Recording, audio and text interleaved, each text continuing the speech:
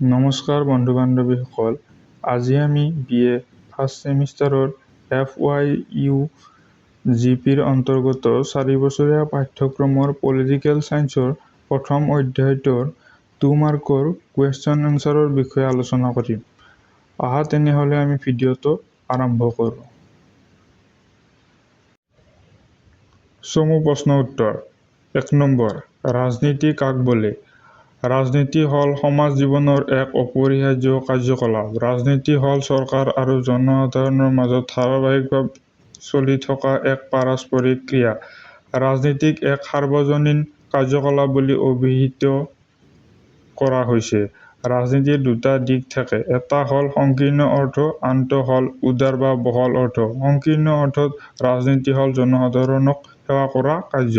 ৰাজনীতিৰ পৰিসৰ উল্লেখ কৰা। ৰাজনীতি হ'ল সমাজ জীৱনৰ এক অপৰিহাৰ্য অংগ। ৰাজনীতিৰ জৰিয়তে সমাজত ৰাজনৈতিক অনুষ্ঠানবোৰে কাৰ্যনিৰ্বাহ কৰে। ৰাজনীতি হ'ল সামূহিক সিদ্ধান্ত গ্ৰহণৰ এক প্ৰক্ৰিয়া। চৰকাৰ কিদৰে গঠন হয়, চৰকাৰে কেনেকৈ কি কাৰ্য পালন কৰে ইত্যাদি বিষয়বোৰ ৰাজনীতিৰ অন্তৰ্ভুক্ত। চৰকাৰে জনসাধাৰণৰ জীৱনৰ মানদণ্ড উন্নত কৰিবলৈ প্ৰয়াস কৰে। যিহেতু চৰকাৰৰ কাৰ্যকলাপে সকলোকে স্পৰ্শ কৰে, সেয়ে ৰাজনীতিয়ে সকলোকে চুই যায় বুলি ক'ব পাৰি। ৰাজনীতি বিজ্ঞান কি? ৰাজনীতি বিজ্ঞান সমাজ বিজ্ঞানৰ এটা অংশ, য'ত ৰাষ্ট্ৰ আৰু ৰাষ্ট্ৰৰ গুৰুত্বপূৰ্ণ অংগসমূহৰ বিষয়ে, ৰাষ্ট্ৰৰ সংগঠন আৰু কাৰ্যপ্ৰণালী, ৰাষ্ট্ৰীয় আৰু আন্তঃৰাষ্ট্ৰীয় আইন, ৰাজনৈতিক ব্যৱস্থাৰ তুলনামূলক অধ্যয়ন কৰা হয়। ড. গাৰ্নাৰৰ মতে, ৰাজনীতি বিজ্ঞানৰ অধ্যয়ন ৰাষ্ট্ৰতে আৰম্ভ আৰু ৰাষ্ট্ৰতে শেষ হয়। সেইবাবে বহুতে ৰাজনীতি বিজ্ঞানক ৰাষ্ট্ৰবিজ্ঞান বুলি কয়। ফৰাচী ৰাজনৈতিক পণ্ডিত পল জেনেটৰ মতে, সমাজবিজ্ঞানৰ যিটো শাখাই ৰাষ্ট্ৰৰ ভেটি আৰু চৰকাৰৰ নীতিসমূহৰ বিষয়ে অধ্যয়ন কৰে তাকে ৰাজনীতি বিজ্ঞান বোলে। সংক্ষেপে, সমাজ বিজ্ঞানৰ যিটো শাখাই ৰাষ্ট্ৰ আৰু চৰকাৰৰ বিষয়ে পুংখানুপুংখভাৱে অধ্যয়ন কৰে তাকে ৰাজনীতি বিজ্ঞান বোলে। আধুনিক ৰাজনৈতিক চিন্তাবিদসকলে ৰাজনীতি বিজ্ঞানক এক গতিশীল বিজ্ঞান বুলি অভিহিত কৰিছে, কিয়নো ৰাষ্ট্ৰৰ প্ৰকৃতি গতিশীল। আধুনিক ৰাজনৈতিক পণ্ডিত ডেভিড ষ্টেইনৰ মতে, ৰাজনীতি বিজ্ঞান হ'ল ক্ষমতাৰ বিৱৰণ আৰু ব্যৱস্থাৰ দ্বাৰা প্ৰভাৱিত মূল্যৰ কৰ্তৃত্বসম্পন্ন বিতৰণৰ আলোচনা। গতিকে দেখা যায় যে ৰাজনীতি বিজ্ঞানে ৰাষ্ট্ৰ আৰু চৰকাৰৰ বিষয়ে অধ্যয়ন কৰাৰ লগে লগে বিভিন্ন দেশৰ ৰাজনৈতিক ব্যৱস্থাৱলী কি ধৰণে বৰ্তমান আছে আৰু ভৱিষ্যতে কেনে হোৱা উচিত সেই সম্পৰ্কে আলোচনা কৰে। 4 নম্বৰ কুৱেশ্যন, ৰাজনৈতিক তত্ত্বৰ দুটা প্ৰয়োজনীয়তা নাইবা প্ৰাসংগিকতা উল্লেখ কৰা। ৰাজনৈতিক তত্ত্বৰ দুটা প্ৰয়োজনীয়তা বা প্ৰাসংগিকতা হ'ল: ক. ৰাজনৈতিক তত্ত্বই যিবোৰ ৰাজনৈতিক আদৰ্শ আৰু অনুষ্ঠানৰ দ্বাৰা সমাজ আৰু ৰাষ্ট্ৰ পৰিচালিত হয় সেইবোৰকে প্ৰাথমিক জ্ঞান প্ৰদান কৰে। ৰাজনৈতিক তত্ত্বই ৰাজনৈতিক ধাৰণাসমূহৰ অৰ্থ নিৰূপণ আৰু বিশ্লেষণ কৰে। ৰাজনীতি কাক বোলে? ৰাজনীতি অধ্যয়নৰ বিভিন্ন দিশসমূহ কি কি? ৰাজনীতি হ'ল সমাজ জীৱনৰ এক অপৰিহাৰ্য কাৰ্যকলাপ। ৰাজনীতি হ'ল চৰকাৰ আৰু জনসাধাৰণৰ মাজত ধাৰাবাহিকভাৱে চলি থকা এক পাৰস্পৰিক ক্ৰিয়া। ৰাজনীতিক এক সাৰ্বজনীন কাৰ্যকলাপ বুলি বৰ্তমান সময়ত অভিহিত কৰা হৈছে। ৰাজনীতিৰ দুটা দিশ থাকে, এটা সংকীৰ্ণ অৰ্থ, আনটো উদাৰ বা বহল অৰ্থ। সংকীৰ্ণ অৰ্থত ৰাজনীতি হ'ল জনসাধাৰণক সেৱা কৰা কাৰ্য। ৰাজনীতিৰ পৰিসৰ বৰ ব্যাপক। ৰাজনীতিয়ে আমাক সাপৰ কুণ্ডলীৰ দৰে মেৰিয়াই ধৰি থাকে। ৰাজনীতিক অনুষ্ঠানসমূহে সমাজত সামূহিক সিদ্ধান্ত গ্ৰহণ কৰে আৰু এই সিদ্ধান্তবোৰে আমাক সকলোকে প্ৰভাৱিত কৰে। চৰকাৰ কি? চৰকাৰ কেনেকৈ গঠন কৰা হয়? চৰকাৰৰ কাম কি কি? এইবোৰৰ ৰাজনীতিত অধ্যয়ন কৰা হয়। সেইবাবে ৰাজনীতিক চৰকাৰ সম্পৰ্কীয় বিজ্ঞান বুলি কোৱা হয়। ৰাজনীতিক বহুতে এক কলা বুলি ক'ব খোজে। ৰাষ্ট্ৰ পৰিচালনা কৰাটো এক কলা। ৰাজনীতিত ৰাষ্ট্ৰ আৰু চৰকাৰৰ উপৰিও ৰাজনৈতিক দল, ক্ষমতা, অৰ্থনৈতিকতাৰ কাৰ্যকলাপৰ ইত্যাদি অন্তৰ্ভুক্ত কৰা হয়। 6 নম্বৰ কুৱেশ্যন, ৰাজনৈতিক তত্ত্বৰ উপযুক্ত সংজ্ঞা আগবঢ়োৱা। ডেভিড ষ্টিনৰ মতে ৰাজনৈতিক দৰ্শন আৰু ৰাজনৈতিক মূল্যবোধৰ আলোচনাই হৈছে ৰাজনৈতিক তত্ত্ব। এণ্ড্ৰু হেকাৰৰ মতে ৰাজনৈতিক তত্ত্বই এহাতে চৰকাৰ আৰু এখন ভাল সমাজৰ চৰ্ত আৰু আদৰ্শাৱলীৰ নিৰ্মহ অধ্যয়নক বুজায় আৰু আনহাতে ৰাজনৈতিক আৰু সামাজিক বাস্তৱতাৰ প্ৰকৃত জ্ঞান আহৰণৰ বাবে চলোৱা নিৰপেক্ষ অনুসন্ধানক বুজায়। চেবাইনৰ মতে বহল অৰ্থত ৰাজনৈতিক তত্ত্ব ৰাজনীতিৰ লগত জড়িত আৰু সীমিত অৰ্থত ৰাজনৈতিক সমস্যাৱলীৰ প্ৰণালীবদ্ধ অনুসন্ধানকে বুজায়। ডেভিড হেল্ডৰ মতে ৰাজনৈতিক তত্ত্ব হ'ল মানুহৰ ৰাজনৈতিক সামৰ্থ্য, চৰকাৰ, ৰাষ্ট্ৰ আৰু সমাজ সম্পৰ্কীয় ভাৱচিন্তা, ধ্যান-ধাৰণা আৰু মন্তব্য তথা চৰকাৰ গঠন উদ্দেশ্য, ৰাষ্ট্ৰৰ প্ৰকৃতি আদি বিষয় জড়িত হৈ থকা আমাৰ ৰাজনৈতিক ধাৰণাৰ বিষয়ে উদ্ভাৱন কৰা সমাধিকৰণৰ এক সমষ্টি। আৰ্নল্ড বেষ্টৰ মতে তথ্যৰ সহায়ত সমৰ্থিত ৰাজনৈতিক ধাৰণাকে ৰাজনৈতিক তত্ত্ব বুলিব পাৰি।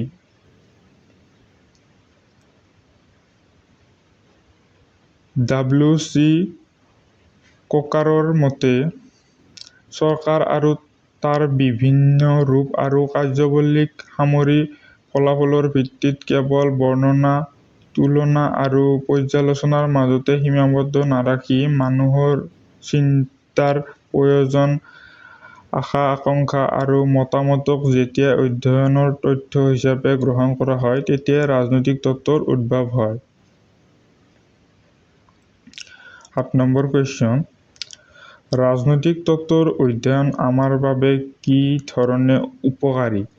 ৰাজনৈতিক তত্ত্বৰ 4টা উপকাৰিতা চিনাক্ত কৰা। ৰাজনৈতিক তত্ত্ব অধ্যয়ন অতি গুৰুত্বপূৰ্ণ কাৰণ ৰাজনৈতিক তত্ত্বই সামাজিক আৰু ৰাজনৈতিক জীৱনৰ বিভিন্ন দিশৰ বিষয়ে প্ৰাথমিক জ্ঞান প্ৰদান কৰে। ৰাজনৈতিক তত্ত্বৰ 4টা উপকাৰিতা হ'ল ৰাজনৈতিক তত্ত্বই সামাজিক আৰু ৰাজনৈতিক জীৱনৰ কিছু মৌলিক প্ৰশ্নৰ বিশ্লেষণ কৰে। ৰাজনৈতিক তত্ত্ব অধ্যয়ন কৰি ৰাজনৈতিক ঘটনাসমূহৰ যুক্তিসংগত মূল্যায়ন কৰিব পাৰি।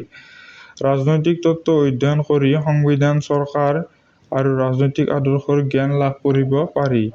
ৰাজনৈতিক তত্ত্ব অধ্যয়ন কৰি সমাজত প্ৰচলিত হৈ থকা বৈষম্য আৰু তাৰ কাৰণসমূহৰ বিষয়ে জানিব পাৰি। 8 নম্বৰ কুৱেশ্যন, ৰাজনৈতিক তত্ত্বৰ গুৰুত্ব বা তাৎপৰ্য সম্পৰ্কে লিখা। ৰাজনৈতিক তত্ত্ব ৰাজনীতি বিজ্ঞানৰ অংশ। ৰাজনৈতিক বিজ্ঞানৰ কোনো এটা বিষয় সম্পৰ্কে বিস্তৃত আৰু পুংখানুপুংখভাৱে আলোচনা কৰি এটা সিদ্ধান্তত উপনীত হোৱাত সহায় কৰে। কোনো এটা ৰাজনৈতিক বিষয় বা সমস্যা সম্পৰ্কে ৰাজনৈতিক তত্ত্বই এক সাধাৰণ আৰু নিখুঁত সমাধান দিব পাৰে। ৰাজনৈতিক তত্ত্বৰ সহায়ত ৰাজনীতিবিজ্ঞানৰ অধ্যয়ন আৰু গৱেষণা বিজ্ঞানসন্মত আৰু অৰ্থপূৰ্ণ হৈ উঠে। ৰাজনৈতিক তত্ত্বৰ অধ্যয়ন ৰাজনীতিবিজ্ঞানক বিতং আৰু গভীৰভাৱে জনাত সহায় কৰে। 9 নম্বৰ কুৱেশ্যন, ৰাজনৈতিক তত্ত্বৰ কাৰ্যাৱলী উল্লেখ কৰা। ৰাজনৈতিক তত্ত্বই ৰাজনীতিবিজ্ঞানৰ অংশ হিচাপে বিভিন্ন কাৰ্য সম্পন্ন কৰে। সেইবোৰ হ'ল ৰাজনৈতিক তত্ত্বই কোনো এক ৰাজনৈতিক বিষয় সম্পৰ্কে বৈজ্ঞানিক ব্যাখ্যা আগবঢ়ায়। ৰাজনৈতিক তত্ত্বই ৰাজনৈতিক বিষয় বা সমস্যাৰ বিষয়ে এক সাধাৰণ সূত্ৰ ৰচনা কৰে। ৰাজনৈতিক তত্ত্বই পৰ্যবেক্ষণ, বিশ্লেষণ, তথ্য আৰু পৰিসংখ্যাৰ সহায়ত এক সিদ্ধান্ত প্ৰদান কৰে। ৰাজনৈতিক তত্ত্বই ৰাজনৈতিক বিষয়ৰ উপযুক্ত অধ্যয়ন আৰু গৱেষণাৰ বাবে এক বিজ্ঞানসন্মত ভেটি নিৰ্মাণ কৰে। ৰাজনৈতিক তত্ত্বই মূল্যবোধযুক্ত অধ্যয়ন আৰু অভিজ্ঞতাবাদী অধ্যয়নৰ মাজত এক সুসমন্বয় প্ৰতিষ্ঠা কৰে। 10 নম্বৰ কুৱেশ্যন, ৰাজনৈতিক তত্ত্ব অধ্যয়নৰ 4টা উপকাৰিতা চিনাক্ত কৰা। ৰাজনৈতিক তত্ত্ব অধ্যয়ন অতি গুৰুত্বপূৰ্ণ কাৰণ ৰাজনৈতিক তত্ত্বই সামাজিক আৰু ৰাজনৈতিক জীৱনৰ বিভিন্ন দিশৰ বিষয়ে প্ৰাথমিক জ্ঞান প্ৰদান কৰে। ৰাজনৈতিক তত্ত্বৰ 4টা উপকাৰিতা। ৰাজনৈতিক তত্ত্বই সামাজিক আৰু ৰাজনৈতিক জীৱনৰ কিছুমান মৌলিক প্ৰশ্নৰ বিশ্লেষণ কৰে। ৰাজনৈতিক তত্ত্ব অধ্যয়ন কৰি ৰাজনৈতিক ঘটনাসমূহৰ যুক্তিসংগত মূল্যায়ন কৰিব পাৰি। ৰাজনৈতিক তত্ত্ব অধ্যয়ন কৰি সংবিধান, চৰকাৰ আৰু ৰাজনৈতিক আদৰ্শসমূহৰ জ্ঞান লাভ কৰিব পাৰি। ৰাজনৈতিক তত্ত্ব অধ্যয়ন কৰি সমাজত প্ৰচলিত থকা বৈষম্য আৰু তাৰ কাৰণৰ বিষয়ে জানিব পাৰি। ৰাজনৈতিক তত্ত্বৰ বিষয়বস্তু বা পৰিসৰ সম্পৰ্কে চমুকৈ লিখা। ৰাজনৈতিক তত্ত্বৰ পৰিসৰ ব্যাপক আৰু বিস্তৃত। ৰাজনৈতিক তত্ত্ব অবিহনে আধুনিক ৰাজনীতি বিজ্ঞান অধ্যয়ন সম্ভৱ নহয়। ৰাজনৈতিক তত্ত্বই ৰাষ্ট্ৰৰ উৎপত্তি, বিভিন্ন ধাৰণাসমূহ, ৰাষ্ট্ৰৰ স্বৰূপ, উদ্দেশ্য, চৰকাৰ গঠন আৰু কাৰ্যপ্ৰণালী ইত্যাদিৰ বিষয়ে আলোচনা কৰে। ৰাজনৈতিক তত্ত্বৰ ক্ষমতাৰ ধাৰণাৰ বিষয়ে বিস্তৃতভাৱে অধ্যয়ন কৰে কিয়নো আধুনিক ৰাজনৈতিক ক্ষমতাকেন্দ্ৰিক। ৰাজনৈতিক তত্ত্ব গৱেষণামূলক অধ্যয়ন আৰু বিশ্লেষণৰ ওপৰত অধিক গুৰুত্ব দিয়ে। ৰাজনৈতিক তত্ত্বই বিশ্বৰ প্ৰধান ৰাজনৈতিক ব্যৱস্থাসমূহৰ এক তুলনামূলক অধ্যয়ন আগবঢ়ায়। ৰাজনৈতিক তত্ত্বৰ অধ্যয়ন বাস্তৱমুখী। ৰাজনীতি বিজ্ঞান আৰু ৰাজনীতিৰ মাজত পাৰ্থক্য দেখুওৱা। ৰাজনীতিয়ে সাধাৰণতে ৰাষ্ট্ৰ পৰিচালনাৰ নীতি-নিয়মক বুজায়। গাৰ্নাৰৰ মতে ৰাজনীতিৰ অৰ্থ ৰাষ্ট্ৰৰ কাম-কাজৰ প্ৰকৃত সঞ্চালনৰ লগত সম্পৰ্কিত কাৰ্যকলাপকে সীমাবদ্ধ। ৰাজনীতি শব্দ কেৱল ৰাষ্ট্ৰৰ ব্যৱহাৰিক ৰূপ বুজায়। ৰাজনীতি বিজ্ঞান এৰিষ্টটলে পোনপ্ৰথমে ৰাষ্ট্ৰ সম্পৰ্কে লিখা পুথিখনৰ নাম ৰাজনীতি ৰাখিছিল। কিন্তু বৰ্তমান ৰাজনীতি আৰু ৰাজনীতি বিজ্ঞান একে অৰ্থত ব্যৱহাৰ নহয়। ৰাজনীতি বিজ্ঞানত ৰাষ্ট্ৰৰ উৎপত্তি, চৰকাৰৰ গঠন, কাৰ্যপ্ৰণালী, ৰাষ্ট্ৰ আৰু চৰকাৰৰ লগত জনগণৰ সম্পৰ্ক আদি অধ্যয়ন কৰা হয়। ৰাজনীতি শব্দটোৱে ৰাষ্ট্ৰ পৰিচালনাৰ দৈনন্দিন নীতি-নিয়মৰ লগত জড়িত। ড গাৰ্নাৰৰ মতে ৰাজনীতি হ'ল ৰাষ্ট্ৰৰ কাম-কাজৰ প্ৰকৃত ৰূপায়ণ, অৰ্থাৎ ৰাজনীতিত ৰাষ্ট্ৰৰ ব্যৱহাৰিক দিশটোক বুজায়। গতিকে ৰাজনীতি আৰু ৰাজনীতি বিজ্ঞানৰ মাজত পাৰ্থক্য আছে। 13 নম্বৰ কুৱেশ্যন, ৰাজনীতি বিজ্ঞান অধ্যয়নৰ প্ৰয়োজনীয়তা সম্পৰ্কে চমুকৈ লিখা। খ্ৰীষ্টজন্মৰ বহু আগৰ পৰাই ৰাজনীতি বিজ্ঞান অধ্যয়ন আৰম্ভ হৈছে। আধুনিক যুগত ৰাজনীতি বিজ্ঞানৰ গুৰুত্ব অধিক বাঢ়িছে। গ্ৰীক দাৰ্শনিক এৰিষ্টটলৰ মতে মানুহ কেৱল সামাজিক জীৱই নহয়, মানুহ ৰাজনৈতিক জীৱ।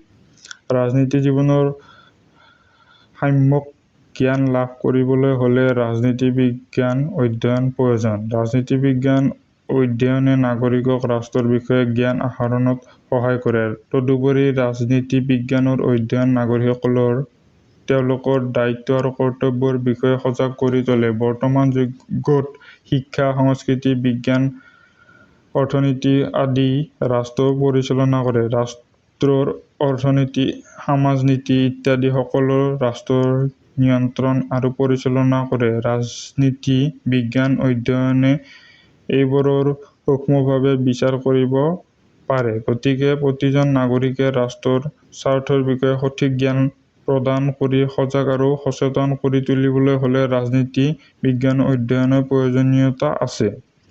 ৰাজনীতি তত্ত্ব অধ্যয়ন গণিত অধ্যয়নৰ নিচিনা বুলি তুমি ভাবা নেকি? যুক্তি দিয়া।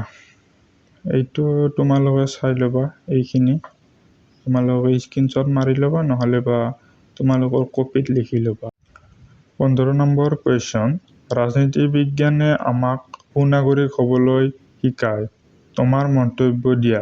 যিকোনো অধ্যয়নৰ মূল উদ্দেশ্য হ'ল জ্ঞান আহৰণ। ৰাজনীতি বিজ্ঞানৰ এক অন্যতম লক্ষ্য হ'ল সুনাগৰিক গঢ়ি তোলা। বৰ্তমান যুগ গণতন্ত্ৰৰ যুগ। গণতান্ত্ৰিক শাসনৰ কৃতকাৰ্যতা নিৰ্ভৰ কৰে সুনাগৰিকৰ ওপৰত। সেয়ে ৰাষ্ট্ৰৰ বিষয়ে জ্ঞান থকাটো প্ৰত্যেক নাগৰিকৰেই প্ৰয়োজন। ৰাষ্ট্ৰৰ উৎপত্তি, ক্ৰমবিকাশ, চৰকাৰৰ কাৰ্যকলাপ, দায়িত্ব আৰু কৰ্তব্যৰ বিষয়ে জানিবলৈ ৰাজনীতি বিজ্ঞান অধ্যয়ন অপৰিহাৰ্য। এজন সুনাগৰিকে তেওঁৰ মৌলিক অধিকাৰ আৰু কৰ্তব্য সম্পৰ্কে সচেতন হ'বলৈ হ'লে ৰাজনীতি বিজ্ঞানৰ অধ্যয়ন আৱশ্যকতা আছে। নিজৰ অধিকাৰ আৰু দায়িত্ব সম্পৰ্কে সচেতন নহ'লে নাগৰিকসকলে শুদ্ধ জনমত গঢ়ি তুলিব নোৱাৰে। শুদ্ধ জনমতে চৰকাৰ সুচাৰুৰূপে পৰিচালিত হোৱাত সহায় কৰে। আনহাতে বৰ্তমান ৰাষ্ট্ৰবোৰৰ মাজত যি অৰ্থনৈতিক আৰু সামাজিক সম্বন্ধ গঢ়ি উঠিছে তাৰ তাৎপৰ্য বুজি কৰ্তব্য পালন কৰিবলৈ হ'লে ৰাজনীতি বিজ্ঞান অধ্যয়নৰ তাৎপৰ্য নাগৰিকসকলে বুজি পাব লাগিব। এইখিনিয়ে আছিল আমাৰ অতি চমু উত্তৰ নহয়, চমু উত্তৰ মানে 2 মাৰ্কছৰ কুৱেশ্যন। তোমালোকে এইবিলাক ভালদৰে পঢ়িবা, তোমালোকৰ এক্সামৰ কাৰণে ইম্পৰ্টেণ্ট। তোমালোকে স্ক্ৰীনশ্বট মাৰি ল'বা, নহ'লে তোমালোকৰ কপিত লিখি ল'বা। তো আজি এইখিনিতে সামৰিছোঁ। ধন্যবাদ।